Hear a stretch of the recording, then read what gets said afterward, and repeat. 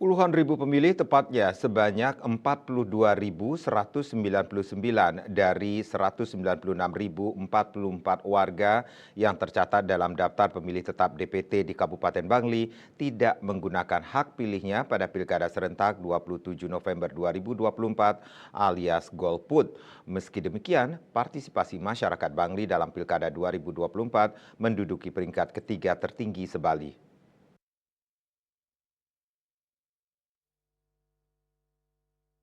Ketua KPU Bangli, Kade Adiawan, usai rapat pleno rekapitulasi hasil penghitungan perolehan suara tingkat kabupaten Kamis 5 Desember mengaku belum mengetahui secara pasti penyebab ribuan warga Bangli yang golput saat pilkada lalu.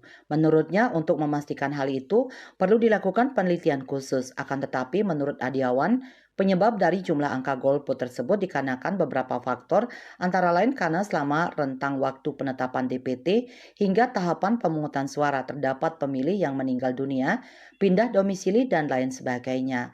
Selain itu, penyebab lainnya karena banyak warga Bangli yang bekerja di luar Bali, bahkan luar negeri, sehingga tidak bisa menggunakan hak suaranya saat hari pemungutan suara. Walaupun terdapat puluhan ribu warga yang golput, angka partisipasi masyarakat Bangli dalam Pilkada 2024 menduduki peringkat ketiga tertinggi se-Bali. Disebutkan Adiawan, angka partisipasi pemilih di Bangli pada Pilkada 2024 mencapai 78,40%.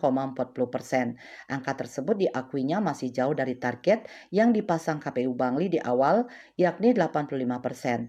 Sementara itu, berdasarkan hasil rapat pleno rekapitulasi hasil penghitungan perolehan suara tingkat kabupaten, pasangan calon gubernur dan wakil gubernur Bali nomor urut 2, Wayan Koster Nyoman Giri Praste Koster Giri unggul di Bangli dengan 112.125 suara. Sementara paslon nomor urut 1 Made Mulyawan Arya Putu Agus Suradnyana Mulia Pas meraih 37.298 suara. Sedangkan dalam pemilihan Bupati dan Wakil Bupati Bangli, kembali dimenangkan paslon nomor urut 2 Sang Nyoman Sedana Arte Iwayan Diar. Secara rinci untuk Pilbu paslon nomor urut 1 Raden Cahyo Adi Nugroho Marto Subroto Igusti Winuntara meraih 8.411 suara.